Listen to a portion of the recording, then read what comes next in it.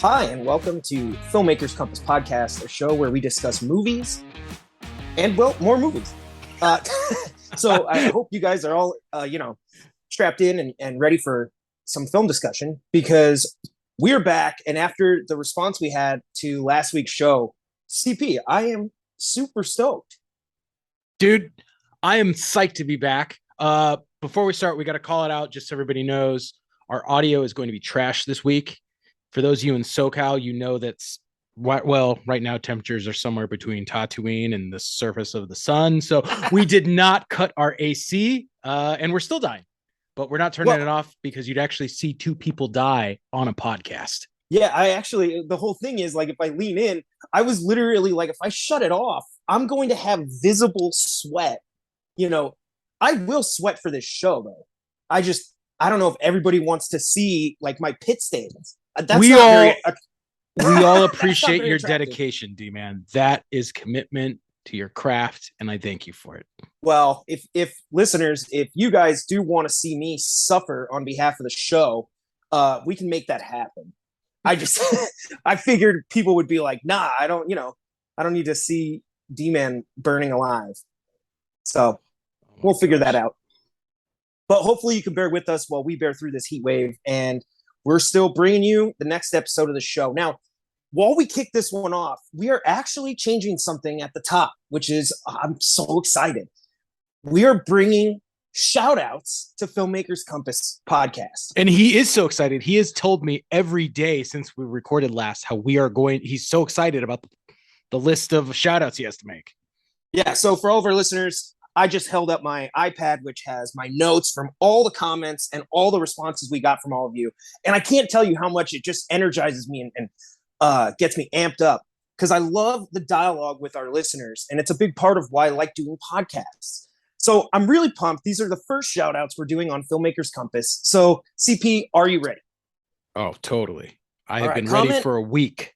Comment number 1 comes from Greg Thompson. So shout out Greg at Rookmania 2014. He says, if it does, I will call it a bigger upset than Buster Douglas beating Mike Tyson, but I at least hope they make me want to watch the next episode. Referring to, of course, Rings of Power. So I think his expectations were maybe tempered. I'm not sure why, because that trailer was really cool. But Greg, if you want to fill us in, hopefully after watching episodes 1 and 2, you actually do enjoy the show and you made it to episode 2.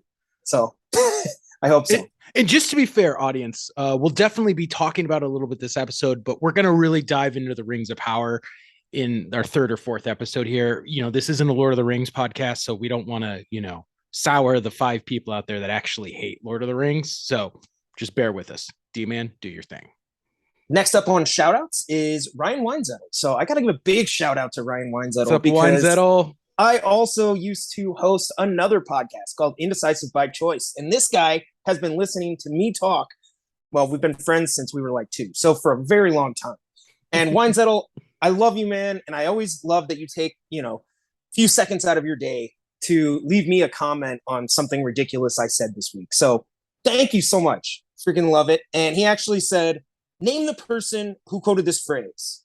And we're walking, which for him, going back to IBC, that's an inside joke with our old co-host, Matt Helson. So for anyone that doesn't know, CP, you do know Matt Helson. Unfortunately. And you have very strong opinions about Matt Helson. Yeah. He's an asshole. Oh, he's an old grump. And yeah, we'll probably have Matt on the show at some point. So no, I'm sorry. Not if I have any say over this show. Yeah. We'll get him on here. So next up, shout out goes to at Box Office Backs, who says, I'm back. Just like have you ever seen that scene in The Office where Michael Scott writes, you miss 100% of the shots you don't take. And then it says Wayne Gretzky. And then under that, it says Michael Scott. Yes. That's how he did the actual comment. Yeah, he's like, I'm back. Michael Jordan at NDCal 5. That made me laugh. That had me busting up. Next up, shout out. It goes out to Connor Geary. So he just said, nice. That's great news that the show's coming back. Connor, we love you too, man. And we're just glad that you're tuning in, hopefully enjoying the episode. So thank you so much for listening. And then listen to this love. This is just great. Brian at TGBTB said, I fucking love this podcast so much. So you got me cursing on the show, Brian. And thank you for listening. Glad that you enjoy the show. Dude, Brian, I love you. And we're glad you're listening. Yeah. And guys, well, I can only read so many of these. There's so many comments. There's going to be so much dialogue we're having back and forth on social and everything. So I will actually be like screening the comments. So make them great. And then I'll want to read them. You know, I can't read them all. But at the real James Holden said, did anyone actually watch those Hobbit movies? No, he is done, referring to Peter Jackson. Glad he isn't involved. So, CP, I'm going to throw that comment over to you. I mean, he sounds happy that I didn't watch the Hobbit movie. Sounds like an angry guy. I'm kind of hoping he doesn't listen to episode 2. Bring it, baby. I love it. And then finally at STPV or SD Photo Video, he said the new Siskel and Ebert, which thank you. Maybe we're starting, episode 2, maybe Bert and Ernie. But yes, Siskel and Ebert, you put us in good company. So thank you. He said, except you guys look good on screen. I'm loving the format and topics. Good on D-Man for confessing he didn't watch the entire Hobbit trilogy. Not sure about Sean being a liar. Keep up the awesome work. So that's 2 for not finishing The Hobbit. Now, I don't know if Steven's advocating that I shouldn't finish it, but he's definitely, I guess, applauding my honesty. So there's that. But all right. I wanted to introduce that segment. Very, very excited because like I said, I just love going back and forth with the listeners. And that's why I love doing shows, is just the community that it builds and all the awesome, fun things we'll get to do on this show with you guys as a part of it. So definitely looking forward to new content. Now, CP, I just read a lot and talked for a really long time. So I'm going to throw it over to you now and go ahead and introduce what we're going to be talking about. Well, I actually have a shout out on myself. I just want to give a shout out to DBEX2486. Derek, first of all, thank you for plugging the show when we came back. And you did inspire me. And because of your comment, I think I'm going to go as Judge Dredd this year for Halloween. So awesome. Thank you, man. That was a good suggestion. And might have to cut the Thor hair, but that's what you got to do. If you go comet accurate, if you go like movie accurate for that costume, we might have to do a video where we literally watch you assemble it. Yeah, we'll see if I can do it. That would be really cool. So it's coming up October. Shoot, we just hit November. It's Labor Day this last weekend. It's crazy. We just hit September. Yeah, what did I say? November. Oh, sorry. I'm a little too jacked. All right. So I'll take over now. Now, looking forward, obviously last week, as I mentioned earlier in the episode, we spent a lot of time talking about Amazon's Rings of Power. And as you guys know, you may have watched the first 2 episodes. You may not have. However, the big takeaway from it was 25 million views on the first day. And that, I believe, is the record. Yeah, that's wild. That's a lot of people. That's a lot of people. Yeah. Like, and you think this is Lord of the Rings we're talking about here, right? This isn't, I guess Stranger Things. This is like, a story that most people don't even know. So they have to really give the show a chance. 25 million people. This isn't like, oh, I'm going to go see Fellowship of the Ring because I know it's going to be amazing. You're like, I don't know. I mean, we'll have to. Well, and I mean, when you think about that, based off some rough numbers here, that's like a $250 million opening day box office, which is that's pretty good. Yeah, that's actually really good. Insane. So, as we said, though, we're not going to dive into it. We're going to wait an episode or 2 to kind of come back and really evaluate the series once you've had a chance to watch it, once we've got to watch more than 2 episodes ourselves. And we're probably going to bring on another Lord of the Rings nerd or 2 to really help us dive into it for you. Sounds good to me. Now, I don't know what the rest of you did over the weekend, but I'm a nerd. I love movies. I went to the movie theater, and part of that was because it was National Cinemas Day, and AMC and Regal were both showing movies for $3. So wow. I had to go. That's awesome. It was amazing. And it got me thinking a little. Yeah. You got out of this heat. That's another plus. And I went to see Jaws, which, oh my gosh, I've never seen it on the big screen in my entire life. And it was such an awesome trip. But the point is, I got to thinking about the times that I've gone in the movies. And, we talked about it a little bit last week, so I think it's worth bringing it back for this episode. And that's the theater experience. Obviously, Hollywood has made a lot about the fact that some are concerned that the theater experience is dying. Other people simply think that the ease of streaming is making, the theatrical experience kind of insignificant. But I thought this was a good time for us to dive into it and maybe reflect back on some of the best movies that we've seen in the theaters. What do you want to see?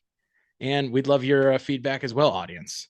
So, all right, well, here we go. 2 words to kick off this discussion, and that is Top Gun. Top Gun. Top Gun, totally this summer, Maverick, has reinvigorated people's love of certain styles of movies on the big screen. And it totally is worth it. Like, I went to go see it twice. And the first time I went to go see Top Gun, I was excited for it, but my expectations were, low, I guess. But once I was in the theater and they go on their mission and they do all their stuff, it is totally an experience that you just cannot replicate in your living room.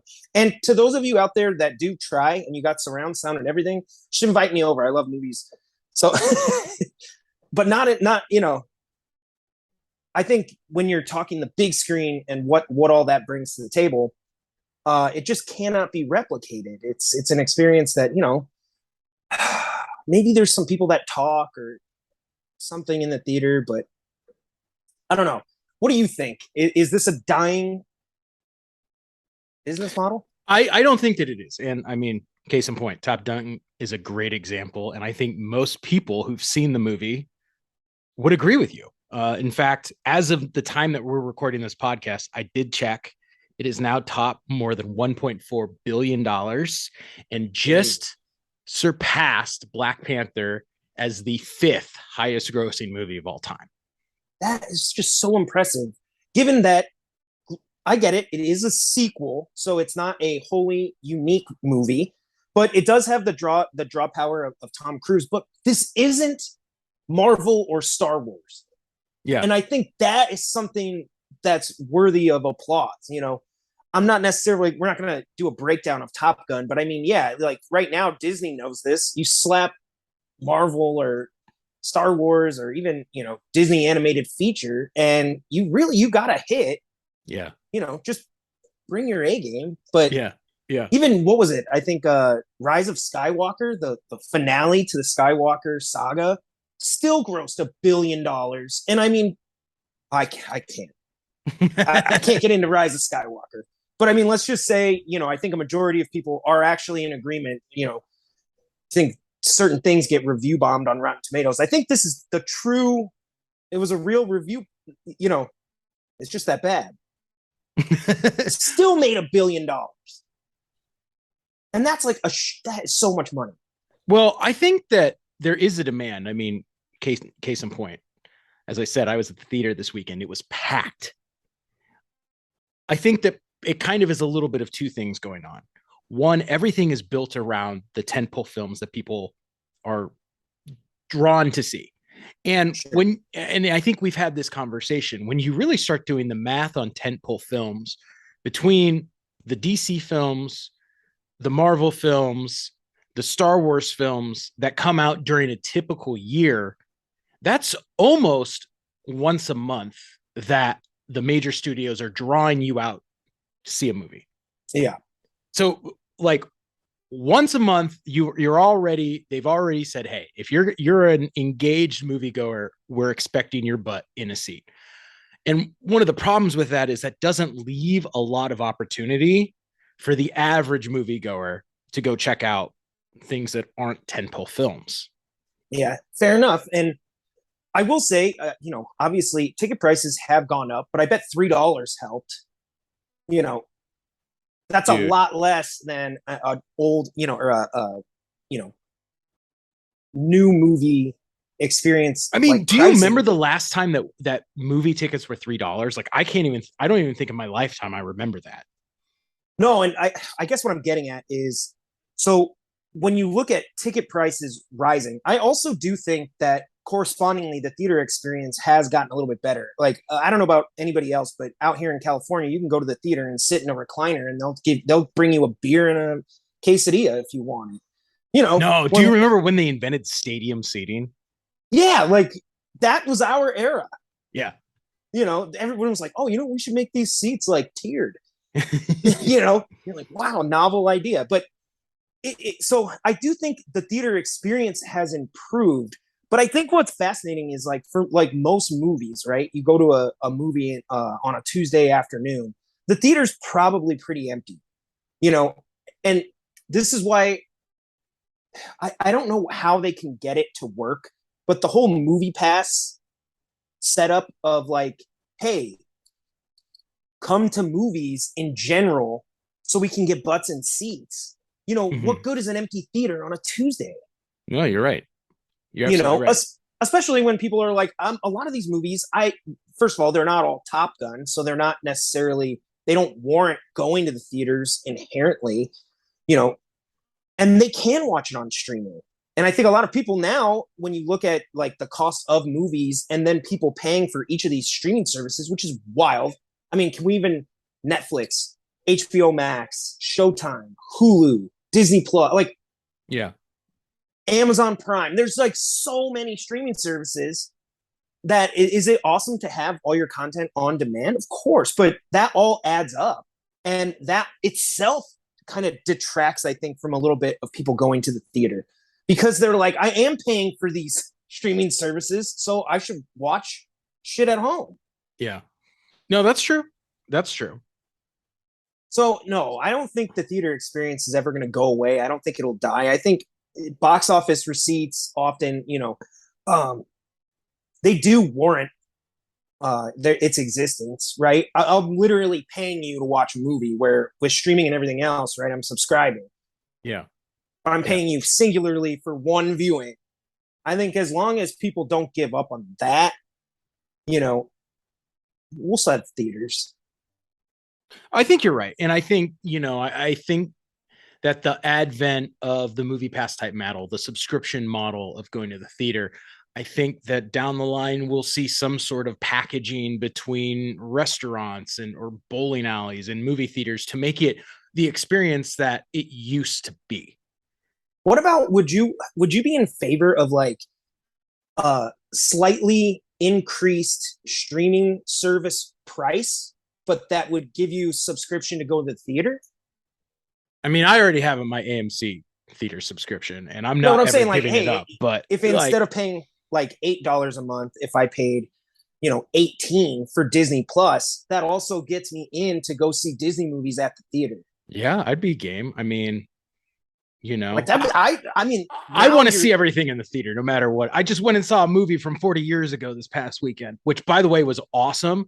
And I can't believe how many people apparently had never seen Jaws because they're screaming and jumping and everyone clapped when he killed the shark, which isn't a spoiler because we did an episode on this. So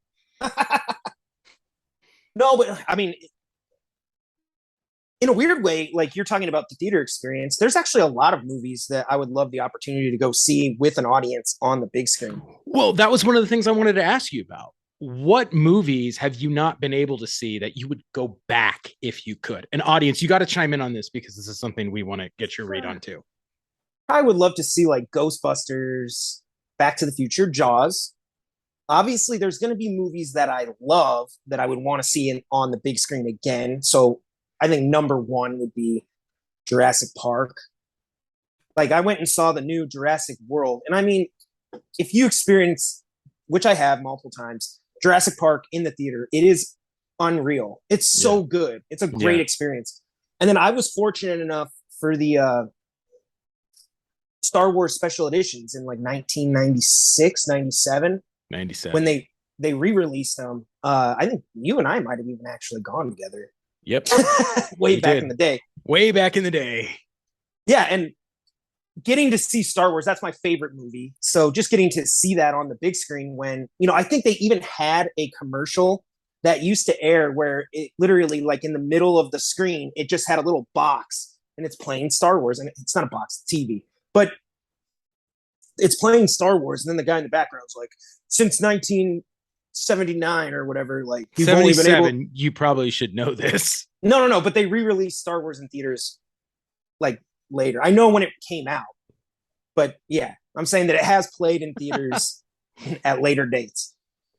But they literally like they have a commercial and they're like, you've only experienced Star Wars one way, like for a whole generation, and then they're like, now coming back to the big screen, and like an X-wing like shoots through and lights up your screen, and they're in the Death Star trench. And I was like, this is amazing, and this is actually on my TV.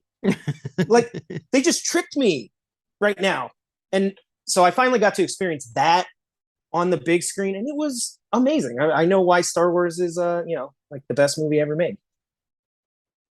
So what about you? Like you just saw Jaws. I'm sure there's some movies that if you went back and you're like, man, I'd love an opportunity to go. I've always wanted to see Back to the Future on the big screen. I've done a pretty good job of seeing most of the movies I've wanted to. Raiders, Indiana Jones, Die Hard, Terminator 2, The Godfather. Did you ever see Home Alone? Yeah, of course, obviously. So I would want to see that. I think that I would love to see like some of the like really old school like Scorsese like Taxi Driver or Goodfellas. Sure. Some of those type of movies that just to experience them in the full cinematic experience. One that I've always I think maybe warrants the cinema is like 2001. Oh, that would probably be cool.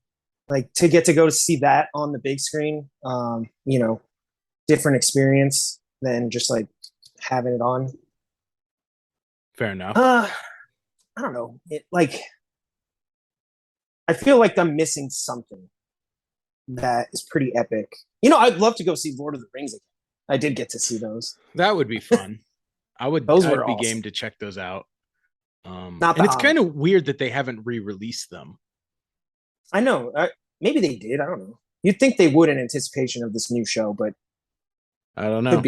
Could be a missed opportunity. I mean, it's going on 20 years since the trilogy was originally released. You'd think that they'd do a 20th or a anniversary screening. Well, even though like the whole concept of re-releasing old movies, right? Like, what if they were to package the streaming service and then they had showings, because they can just collect data. They're going to see what there is a demand for to go into the theater. I don't know. I feel like there's a way to get people going to the movies that can like all cohesively exist. These services need not compete. Like, I want to watch movies. Yeah. I think we all do. So there's certain elements to each of them that big screen, on demand, whatever.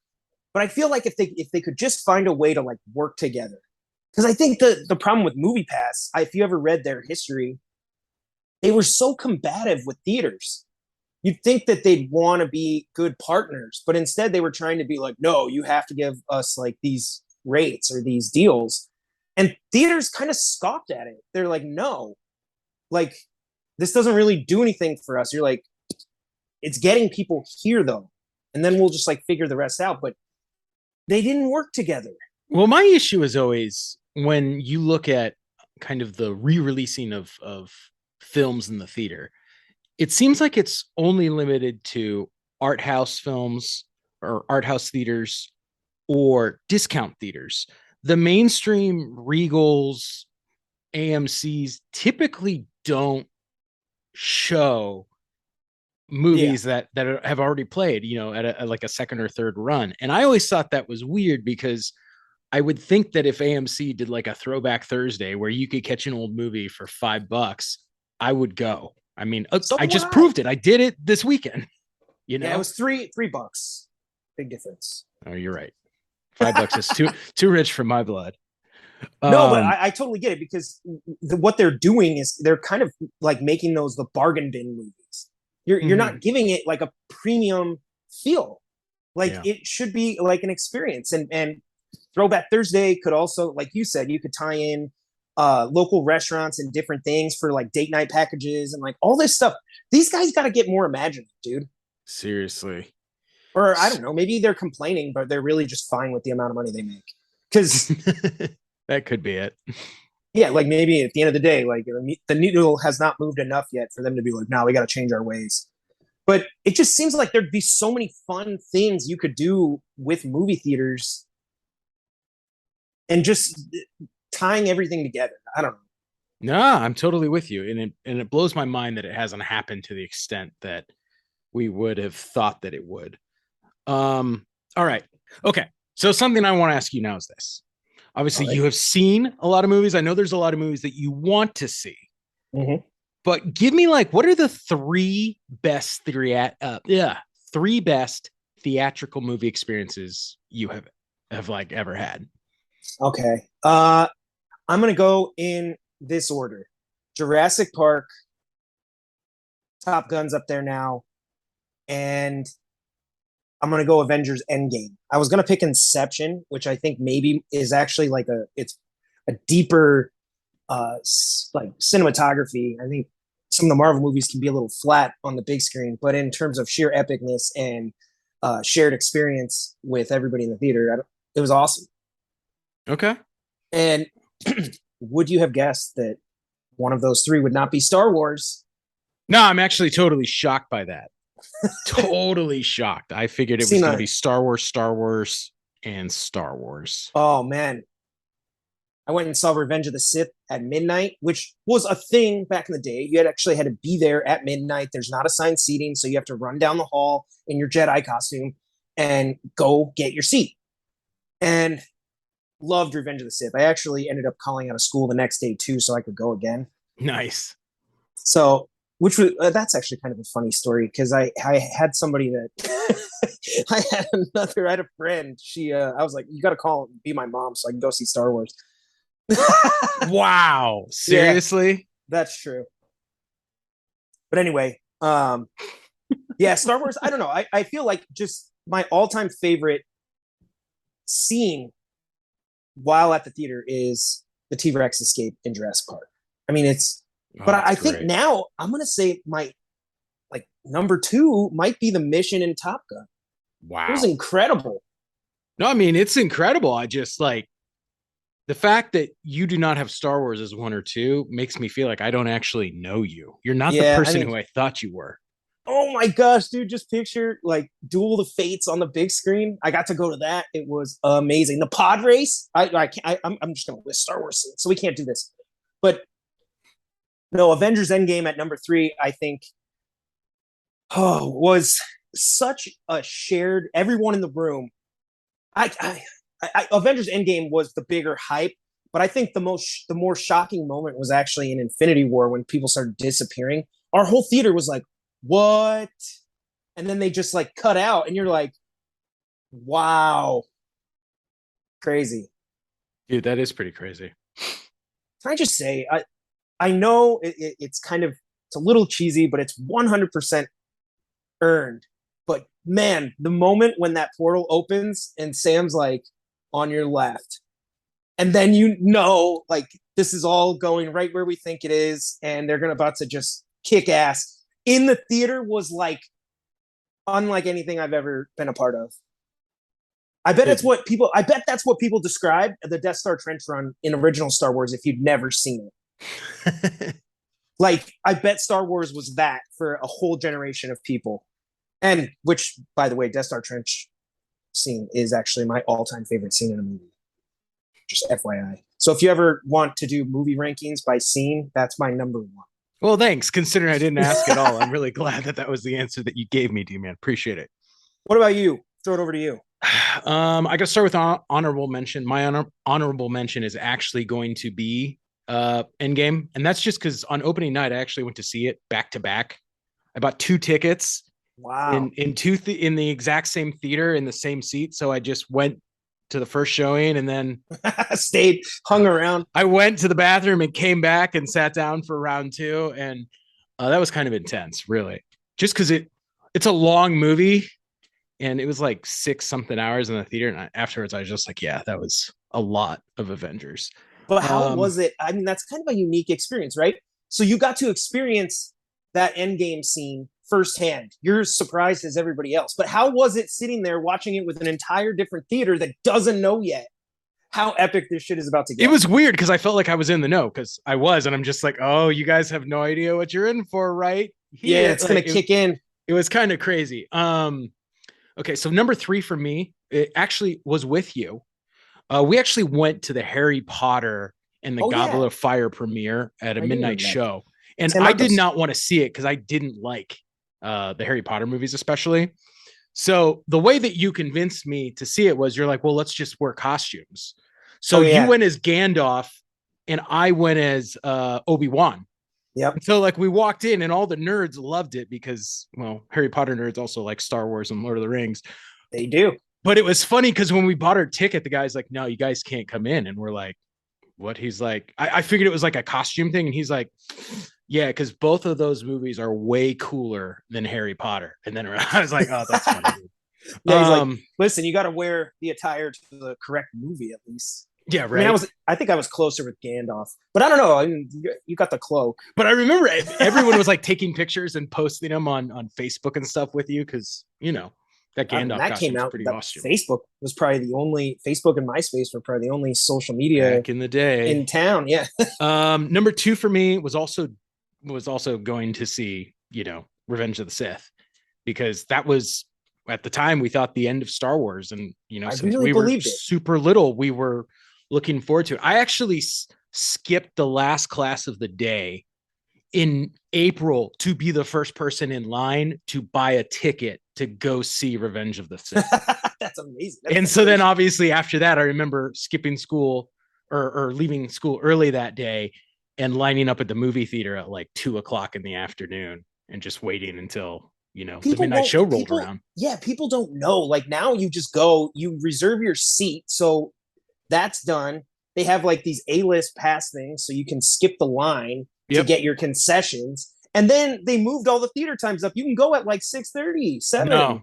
And I remember, and I wore Darth Vader helmet through the movie, and it was awesome. But the number 1 for me, and this is going to be totally random because it's not like a movie that I value in any way for its cinematic achievements. It's actually Talladega Nights, the Ballad of Ricky Bobby. Oh, wow. Yeah, that's because in high school, my friend Dylan and I, we got together and we said, we're going to make an entire day at the movie. So we actually showed up at 10:30 and we watched movies all the way until the midnight showing of that. And so we ended up doing something like 18 and a half hours of movies that day. And it was crazy. Yeah, that's a long time to like butt in seat, you know, because you think movie, like you don't really get up and stretch or you got to sit there, you know, kind of. Yeah. No, it was crazy. Go for a walk. Never seen that many movies in one day. It was quite an achievement. Yeah, me neither. Okay, so last question. Yeah, I got to ask you is this then? Okay.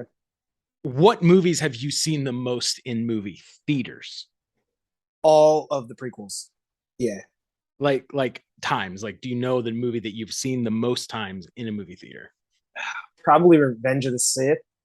Probably went to that like 6 or 7. Okay. Fair enough. So I know, I think last week we gave a shout out to our friend Sean. I used to go to the movies with him. Here's a cool story. When I was a senior in high school, my dad he bought me gift cards to go to the movie theater, but he bought me like, at that time, I think a movie ticket price was like $5. So he bought me like 52 movie tickets so I could go to one movie a year for free. And freaking, here's Sean Gaston going with me to all the movies, but he's got to freaking pay. So anyway, yeah, Sean, you know, manned up. Like I said, I went to that one showing of Revenge of the Sith by myself the second time I saw it. And then, you know, I had other friends that they're Star Wars fans, but they're not Midnight Jedi costume Star Wars fans. Yeah. So I'm like, oh, you haven't seen it? Let's go. Yeah. You know? Yeah. And I like going to the movies with people. I mean, for me, it's definitely a social experience.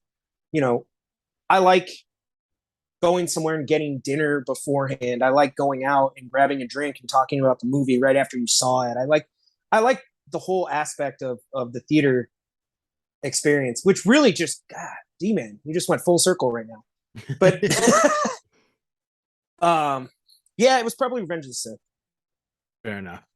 And all the prequels combined, I don't know. I spent a lot of money at the movie theaters. Yeah. So what about you? I mean, I think the Phantom Menace and Revenge of the Sith, Jurassic Park, and Dune are all like at 6. I did end up seeing Top Gun Maverick 8 times, but wow. For me, Dark Knight was 10. Okay, Dark Knight. I went to see that with anyone and everyone, and a bunch of people who didn't even want to see it. I dragged them to it. So that's actually wow. Dark Knight. Is that the one we were forgetting earlier? Probably. We were talking about movies. I think I named Inception as a Nolan film, but I mean, The Dark Knight is, in my mind, it's still the top comic book movie. It's one of the best movies ever made in my mind. That's another list. So, I mean, that was it. I just thought that considering that it was National Cinema Day, we should take a little stroll down memory lane and, think about the great times in the theaters.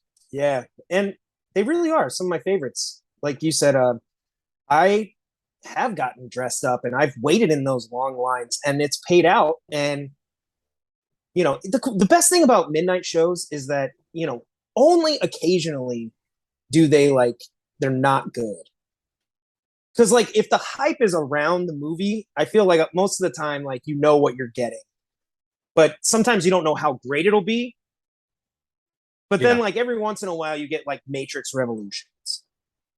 Where you're like, Spider-Man 3. Spider-Man 3. And Spider-Man 1 and 2 are so good. Yeah. But yeah, then you get Spider-Man 3 and you're kind of like, all right, let's go home.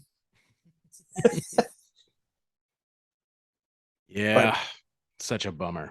Nah, all the good times outweigh the bad ones. And that's the best part about, movies, really anything. When you take a gamble and it pays off, it's so rewarding because I feel like, man, I'm such a great decision maker. So actually, real quick, did you notice that we're both wearing red? Yeah, we planned that. Did we? I don't think so. I won't tell anybody if you don't. That's weird. I don't know. I don't even really wear red ever. I just chose it because I was like, well, I wore black last episode. So I was like, let me swap the colors out. We're gonna find out how many different colored shirts I have in my closet after 52 weeks. So anyway, you know what? I'm gonna go ahead and take us out. To all of our listeners, again, thank you guys so much for tuning in, and be sure to keep the conversations going. Let's get some dialogue going around some of your guys' best movie experiences, your good and bad times going to the theater, and just let us know if you love the show, if you want us to, endure the heat and sweat it out. Keep the feedback coming. So we really love it.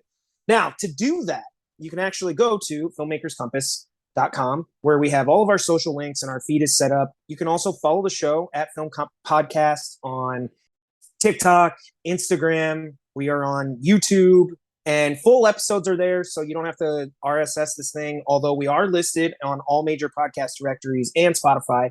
So if you can't find us, I feel like that's your problem. So true. Anyway, yeah, be sure to subscribe, follow along, and we look forward to bringing you another episode next week.